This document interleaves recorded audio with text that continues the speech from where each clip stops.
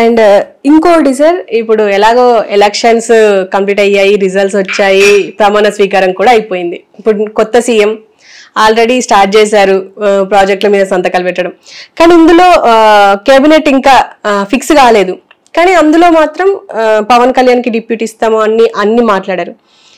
ఇందులో రఘురామకృష్ణరాజుకి ఇంకా ఏది రాలేదు, ఇంకొక బెర్త్ ఖాళీగా ఉంది. అసలు రఘురామకృష్ణరాజుకి ఏమొచ్చే అవకాశం ఉంది? ఒకవేళ ఇస్తే ఏది వస్తుంది? రఘురామకృష్ణరాజుకి ఏదో ఒకటి చేస్తాడు ఆయన. ఎందుకంటే అతను వీళ్ళ పార్టీ కాదు, వైఎస్ఆర్సీపీ పార్టీలో ఉంటూ రెబల్ క్యాండిడేట్ లాగా ఢిల్లీలోంచి కూర్చుని వాళ్ళ ఊరు కూడా వెళ్ళలేక రోజు ఏదో వాగుతూ ఉంటాడు అనమాట. అతని మీద గౌరవం కూడా అసలు కొంచెం ఉండి అది కూడా పోయింది నాకు. నన్ను అక్కడికి తీసుకెళ్ళి కొట్టారు. అది కొట్టడం అనేది నిజమో అబద్ధమో నాకు ఎంతవరకు తెలియదు. వేస్తారో నువ్వు పీకుంటారు, చాలా అంత ఎక్కువ మాట్లాడేస్తాడు కాబట్టి. ఆడు ఈడు అని కూడా మాట్లాడారు, దొరికాడు, లోపలేసి కొట్టుంటారు యాక్చువల్గా. సో అది తప్ప రైట్ అనేటప్పటికి మనం కాదు నిర్ణయించవలసిందే. అతను మాట్లాడిన వాల్యూమ్ రోజు పని లేదు. ఇంక ఢిల్లీలో వాళ్ళు ఊరు ఒకటి వెళ్ళడం లేదు, వెళ్తే చంపేస్తారని. ఇక్కడ కూడా వచ్చేవాడు కాదు. మరి వీళ్ళు అటువంటి వాళ్ళు కాబట్టి ఓడిపోయారు ఇప్పుడు. ఓకే, అక్కడ కూర్చొని అతను మాట్లాడేది TV5 2 3 ఉంటాయన్నమాట. ఇంక ఇదే మాట్లాడుతూ 4 గొట్టాలు వేసుకుని మాట్లాడకుండా చాలా గంటకో మాట్లాడుతూ ఉంటాడు. అతను విగ్గు అన్నవాడిని తిడతా ఉంటాడు. ఇవన్నీ చిరాకు వచ్చేసింది. ఇతనికి ముందే తెలుగుదేశం సీట్ ఇవ్వలేదు, కాంగ్రెస్ ఇవ్వలేదు. వైఎస్ రాజశేఖరతో కూర్చుని మందు కొడతానంటాడా, వాళ్ళు ఇవ్వలేదు, వీళ్ళు ఇవ్వలేదు. అతనికి బీజేపీ ఇవ్వలేదు. ఇతనికి కొంచెం ఎక్కువ మాట్లాడే తత్వం, నాన్ సెన్స్ మాట్లాడే తత్వం అని చెప్పేసి అందరికి అర్థమైపోయింది. ఇప్పుడే కాదు, దీనికి ముందు కూడా డబ్బు ఉంది, బ్యాంకులు ఏదో వేసాడు అంటున్నారు. అలా చాలామంది ఉన్నారు. సుజనా చౌదరి అందరూ కూడా బ్యాంకులకి ఎగ్నామం కొట్టినోళ్ళే కదా. మన విజయ్ మాల్యాలాగా చేసిన వాళ్ళు అంతే, ఎవరికి తక్కువ ఏం తెలియదు అంతా. ఓకే, సో వీళ్ళెవరికి కూడా కొంతమందికి ఇవ్వాలని ఎందుకు లేదంటే ఈసారి జగన్ గవర్నమెంట్లో ఓడిపోయింది బికాజ్ ఆఫ్ ఓన్లీ జగన్, అతను చేసిన అరాచకాల వల్ల. ఓకే, కొంతమంది 4-5 బూతులు తిట్టి కొడాలి నాని, వంశీ, రోజా వాళ్ళు అలాగ వదలరు. ఇప్పుడు డెఫినెట్గా వదలరు. నువ్వు అంతంత మాటలు మాట్లాడి అంతంత అన్పార్లమెంటరీ లాంగ్వేజ్ మాట్లాడి నీ ఏం చూసుకుని జగన్ చూసుకున్నా ఏం పిక్కుతాడు జగన్? అప్పుడు ఎవరు ఏం చేయగలడు? ఉన్న 10 మంది బయటకు పోతే నీకు పార్టీ లేదు. ఇప్పుడు ఇంకో పార్టీలో విలీనం అవ్వాలన్నా కూడా 10 జనాలు లేరు.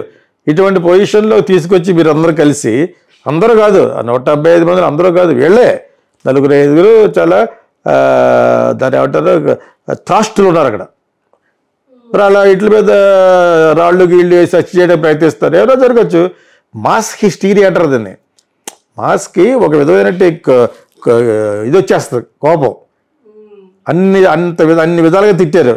ఎప్పుడు కూడా లాస్ట్లో కొంచెం ఈయన కూడా గతి తప్పాడు. ఎవరో చంద్రబాబు నాయుడు గారు. లేకపోతే ముందు చాలా కాలం ఓర్పుతూ ఉన్నాడు. వీళ్ళే కాదు, యుఎస్లో ఒకడు ఉన్నాడు పంచప్రభాకర్ అని, ఇంకోటి ఎవడో ఉన్నాడు. వాళ్ళిద్దరిని కూడా డెఫినెట్గా ఇక్కడికి వచ్చినప్పుడు బాల్ ఆడేయాలి. అటువంటి లాంగ్వేజ్ వాడకూడదు. ఇప్పుడు మళ్ళా జగన్ తిడతాను అన్నాడు. తిడితే ఎవరికి కావాలి? నువ్వేమైనా గోడవా? పశువులకి పేడ వేసుకునే డాక్టర్ అటు ఒకడు, వెటనరీ డాక్టర్. వాడు అమ్మల మీద తిడతాడు పవన్ కళ్యాణ్ అని, చంద్రబాబుని. ఏం చేయలేరని కొంతకాలం ఆపేస్తారు అటు ఛానల్.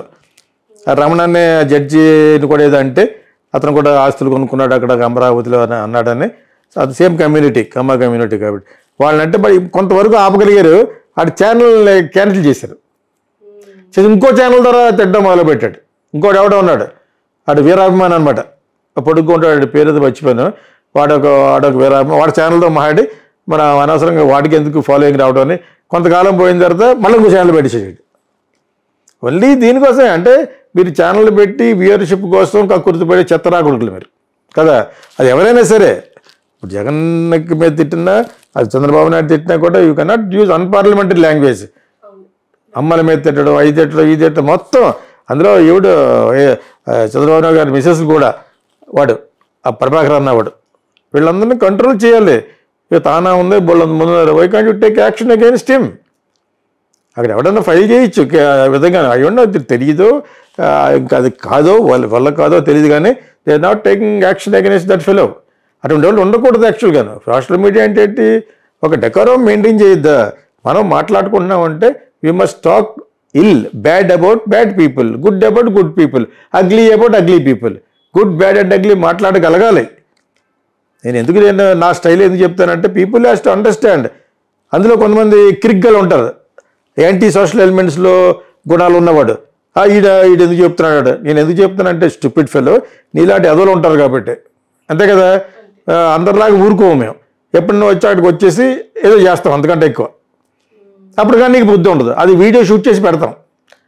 నేను ఒక సినిమా తీసాను కాఫీ బార్ అని, టెర్రరిస్టులను చంపేసి వీడియో తీసి ఇస్తాడు సిబిఐ ఆఫీసర్కి, పాయింట్ బ్లాంక్లో చంపేస్తాడు. ఓకే, 6 కూర్చోబెట్టేసి కాఫీ ఇచ్చి, అందుకని కాఫీ బార్ అది. So that's a message. టెర్రరిస్టులు వస్తారు, కసాబ్ అన్న కూడా వాళ్ళందరూ వచ్చిన వాళ్ళు ఎందుకు అలా ఊరుకుంటారు? సుప్రీంకోర్టులో పెట్టి 5-6 సంవత్సరాలు మేపాళ్ళని అక్కడే కాల్ చేసి వీడియో తీసి పంపించాలి పాకిస్తాన్కి, అది ఐసిఐస్కి. వస్తే ఈ విధంగా చంపేస్తాను. ఇంకా న్యాయం కోర్టు ఏమి ఉండదు. ఇంకా అక్కడికక్కడే ప్రజలు అలా చేస్తే కానీ టెర్రరిజం అని ఇదే అవ్వదు. ఇక్కడ కానీ కాశ్మీర్లో కానీ ఫట్ట కాల్చి అది వీడియో పెట్టాలి, వేరే లెవెల్ది. పీపుల్కి భయం లేపుతలేగా.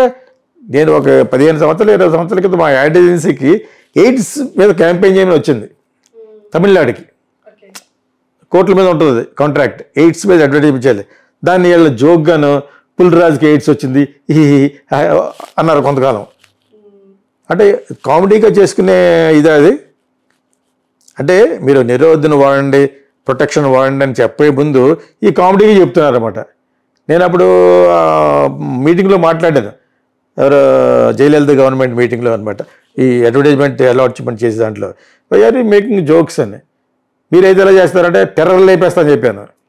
దగ్గరికి వెళ్ళారంటే ఏమైతే చేయకూడదో ఎయిడ్స్ వస్తున్నప్పుడు అటువంటిది కానీ చేస్తే నీ తర్వాత నీ జీవితం ఇంత దుర్భరంగా ఉంటుంది, నేను కుక్కలు కూడా చూడవు, ఆ విధంగా యాడ్లు చేస్తానని చెప్పాను.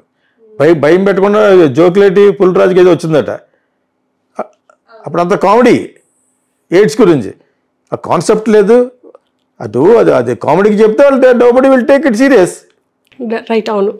సో ఒక్కొక్క దానికి ఒక్కొక్క. అదేవిధంగా టెర్రరిజం మీద తీయాలంటే, టెర్రరిజం అంటే ఎక్కడ ఇండియాలో పట్టుబడితే ఎలా ఉంటుందంటే ఇలా ఉంటుందని చెప్పేసి జర్మన్స్ని హిట్లర్ కాల్చాడు. అదే మీకు జ్యూస్ని, జర్మన్స్ జ్యూస్ని కాల్చారు, జూయిష్ పీపుల్ని. దొరికినట్టుగా ట్రైన్లో పాడేయడం, చంపేయడం. అలాగ తెలిస్తేనే వీళ్ళు భయపడతారు. టెర్రరిస్టులు ఇండియా రావడానికి భయపడతారు. అటు లేకపోతే సముద్రాలు దాటుకు వచ్చేసి తాజ్మహల్ హోటల్ 5 స్టార్ హోటల్ అది, 5 కూడా 7 స్టార్ హోటల్ అది.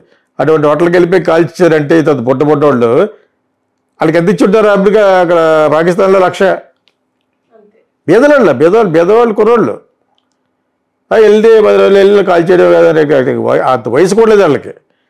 సో అటువంటి వాళ్ళకి రాబోయే తరం టెర్రరిస్టులు కూడా భయం ఉండాలంటే you to shoot them and record it.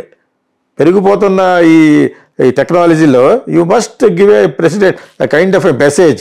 You come to India with a bomb, you will be shot dead on your four head అని తెలియాలి.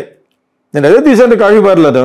అసలు సెన్సార్ చేయరేమో అనుకున్నాం. అది 3 చోట్ల తెలుగు, కన్నడ, తమిళ్ 3 చోట్ల సెన్సార్ ఆఫీసర్లు లెగిసి సెల్యూట్ పెట్టారు నాకు. నేను దాని గురించి భయపడ్డాను, అంత క్లోజ్ రేంజ్లో చంపకూడదని. ఇక్కడైతే ప్రతి సినిమాకి 25,000 ఇచ్చారు అప్పుడు ఎవరు సెన్సార్ ఆఫీసర్కి. ఓకే, అది ఆనవాయితీ అట్ట, నాకు తెలీదు.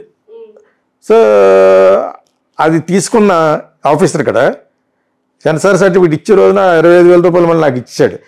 నేను ఇవ్వలేదు, మేనేజర్ ద్వారా ఇచ్చాం. ఇచ్చేసి నేను మీకు ఫ్యాన్ అని చెప్పాడు, మా సినిమాల గురించి చెప్పాడు.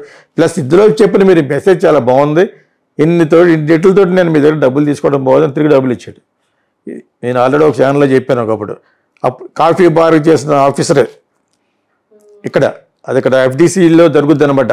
స్క్రీనింగ్ జరిగి అక్కడే ఇస్తారు సెన్సార్ సర్టిఫికేట్. అదేవిధంగా కన్నడ, అదేవిధంగా తమిళ, 3 భాషల్లో తీసాం. అది 3 భాషల్లోనూ all the members of the censor and also officer appreciated. ఇంతలా చేస్తే తప్పితే టెర్రరిజం ఆగదని. అది ఎంత దురదృష్టం అంటే అది జెమినీ టీవీలు కొన్నారు కాఫీ బార్, ఇక్కడ జెమినీ టీవీలో వస్తుంది. అదే రోజున దిల్షుఖ్నగర్లో బాంబు పెట్టాడు ఆవిడ. ఈ సినిమాకి సంబంధం లేదు, అలా జరిగింది. ఒక ఐరోనీ అనమాట అది. సో ఇంతలాగా మనం చెప్తే అప్పుడు ఇటువంటి క్రిమినల్స్ పోతారు. కానీ ప్రతి ఒక్కరిని క్షమించేసి ఓ పార్టీలోకి వెళ్ళిపోవడం, ఇంకో పార్టీలోకి వెళ్ళిపోవడం, which is not correct. RRR కూర్చొని సోది మాడుతూ ఉంటాడు. ఆ ఏంటి మాట్లాడతాడు అతనికి తెలియదు, మనసులో ఏదో ఉంటుంది అనమాట, తనకి ఏదో కావాలి, నువ్వు వహించి అయితే ఇచ్చేస్తారా, బోల్డ్ అన్న ఈక్వేషన్స్ ఉంటాయి అక్కడ. తనకి అసలు సీటే రాదనుకున్నది పట్టుబట్టి పవన్ కళ్యాణ్ వాళ్ళందరూ రికమెండ్ చేయడం వల్ల వచ్చింది లాస్ట్లో. గొడవ పెట్టేస్తున్నాడు ఇలాగ చెప్పేసి. అతను మన పార్టీ కాకపోయినా కూడా జగన్ను బ్యాడ్ చేసే దాంట్లో ఏదో ఉడత సహాయం చేశాడు. ఢిల్లీలో కూర్చుని ఎప్పుడు కూడా తిడుతూ ఉండేవాడు. అతని వల్ల ఎవరో మారిపోరలేదు యాక్చువల్గా. అతను కామెడీ పీస్ అయిపోయాడు. ఇప్పుడు కూడా నిన్న ప్రెస్ మీట్లో ఎక్కువసేపు చూడబుద్ధి లేదు, గంటకు మాట్లాడుతున్నాడు ఏటో. అది ఏం మాట్లాడుతాడు తనకే అర్థం అవ్వట్లేదు. అదేదో ఎవరిని కన్విన్స్ చేయడానికి, చంద్రబాబు నాయుడిని కన్విన్స్ చేసేది ఇది వినేసి వీడికి ఏదో ఇచ్చేద్దాంలే అని చెప్పి ఇస్తే ఇవ్వచ్చు. కానీ ఇతని మీద సీరియస్నెస్ పోయింది. ఇతను ఉండటం వలన వనమంతా చెడిపోతుంది. ఇప్పుడు రేపు అసెంబ్లీ కూడా సరిగ్గా జరగదో తెలియదు, అనుభవం లేదు. ఏదో కొంత డబ్బు ఉన్నవాడు కాబట్టి ఇన్ఫ్లుయెన్స్ చేసి వెళ్తారు కూర్చుని ఉండేవాడు కదా, ఈ సీట్ ఇచ్చేవారు కాదు. బీజేపీ ఇవ్వదు, ఇప్పుడు కూడా ఇవ్వలేదే. అక్కడ ఎవడో ఒక ఆయన ఉన్నారు, అతను ఫస్ట్ నుంచి 30 ఏళ్ళ నుంచి శ్రీనివాసరాజు అనుకుంటా దివ్యవారు, అతనికి అక్కడ ఇచ్చారు క్యాబినెట్లో. అవి కూడా పనికిమాలిన జాబ్. ఒక బీజేపీ వాళ్ళు కొంచెం బెటర్, తెలుగుదేశం వాళ్ళకి ఇచ్చిన 2 భర్తలు కూడా వేస్ట్. సివిల్ ఏవియేషన్ ఇచ్చారు ఎర్రనాయుడు గారి అబ్బాయికి, ఎంత వేస్ట్ అంటే అది. మరి ఇది ఎందుకు అలా పడిపోయాడు అనేది నాకు ఇప్పుడు కూడా అర్థం అవ్వట్లేదు ఎవరు చంద్రబాబు నాయుడు. అది వేరే మాట్లాడుకుందాం. సో ఇది అబౌట్ ఆర్ఆర్ఆర్కి ఇవ్వలేదు. ఇప్పుడు చాలా పెద్ద ఆబ్లిగేషన్ ఉంటుంది, ఆ ఆబ్లిగేషన్ ఇవ్వాల్సి వస్తుంది. కొంతమంది రేపు పొద్దున షఫుల్ కూడా అవుతారు.